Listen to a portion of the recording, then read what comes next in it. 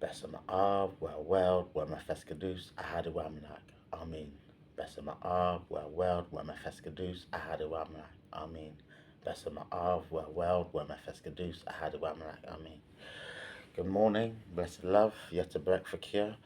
I'm at work now. I'm in the faith room at work, which which is nothing much to look at. It's quite a scruffy room, but actually in this day and age when space is such a premium everywhere, actually it's good that they still set aside a room for faith and for spiritual matters. So it's good. I should make more use of it, really.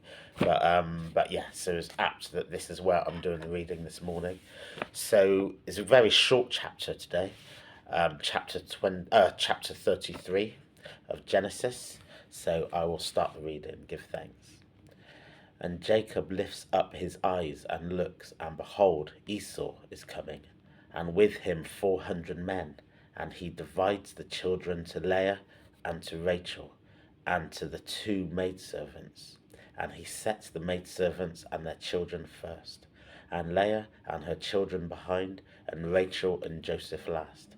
And he himself passed over before them, and bows himself to the earth 7 times until his drawing near to his brother. And Esau runs to meet him and embraces him and falls on his neck and kisses him, and they weep. And he lifts up his eyes and sees the women and the children. He says, "What are these to you?" And he says, "The children with whom God has favoured your servant." And the maidservants draw near, they and their children, and bow themselves. And Leah also draws near, and her children, and they bow themselves.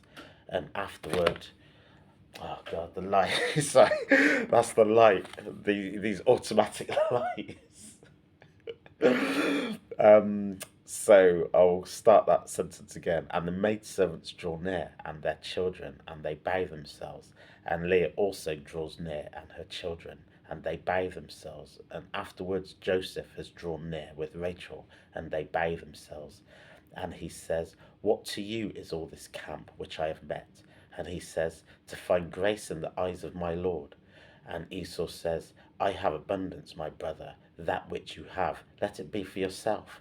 And Jacob says, "No, please. Now, if I have found grace in your eyes, then you have received my present from my hand, because that I have seen your face, as the seeing of the face of God, and you are pleased with me.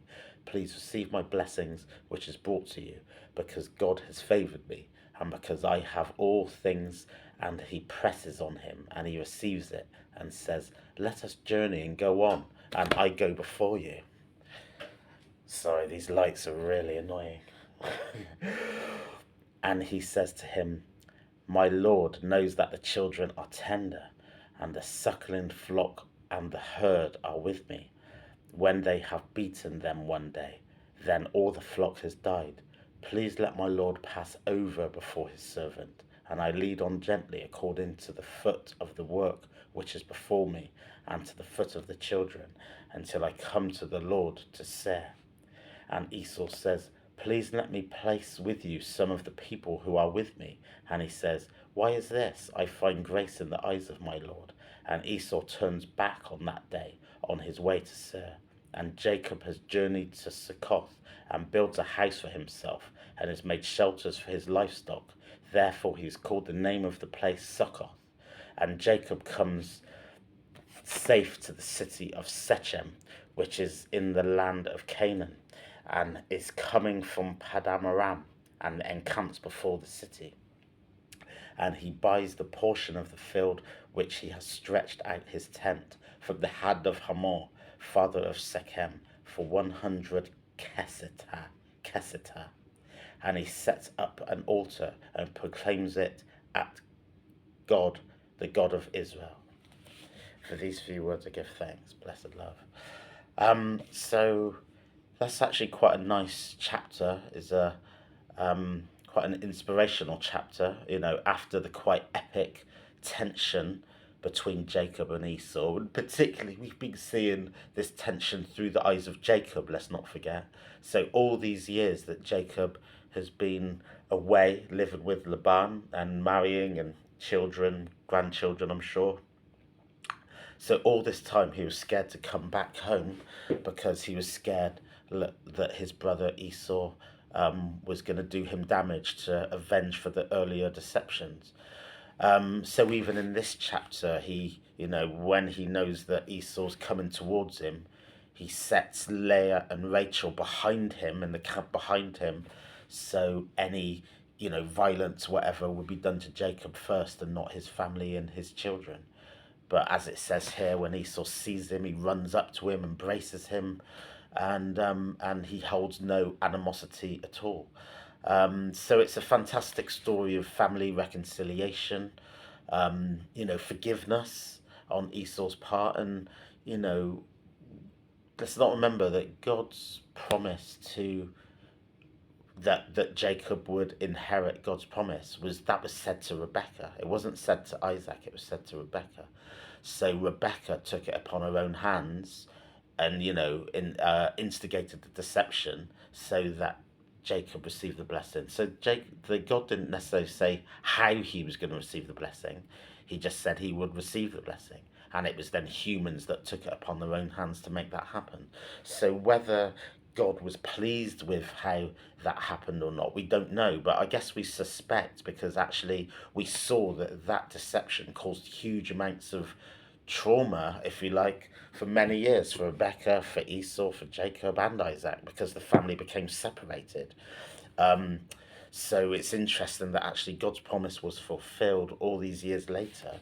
And maybe this is why God said to Rebecca that the younger will be the inheritor, because actually maybe Esau's more forgiving, so everything for a reason. God obviously proclaimed that the elder will serve the younger, and maybe it was the example that Esau would be the one to show forgiveness. um, I don't remember the full rest of the story and how it plays out, and hopefully peace reigns between the brothers, and I hope that we don't see more tension between Esau and Jacob. But I think the story of forgiveness, the message of forgiveness, is one very strong throughout the Bible, and obviously Jesus is the prime example of that when we get to the New Testament. But this is a very early indication and a very strong message of Esau's forgiveness of Jacob, to the point when Jacob tried to give him the gifts, and Esau said, "I have enough. Just keep what you want," sort of thing. But Jacob's like, "No, please take it."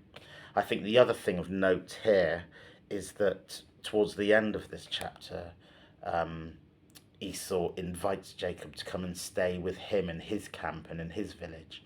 And Jacob's slightly resistant, and he says, "You go on ahead, I'll follow on." But graciously accepting the offer, but saying, I will come in time.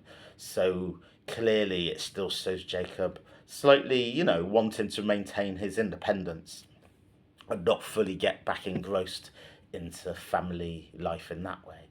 But at the same time, as I say, very positive message of family reconciliation. I think is one of the most heartbreaking things when you see families torn apart, siblings torn apart, parents and children torn apart and not speaking for decades and many years. And, I think it's one of the most heartbreaking things people can go through.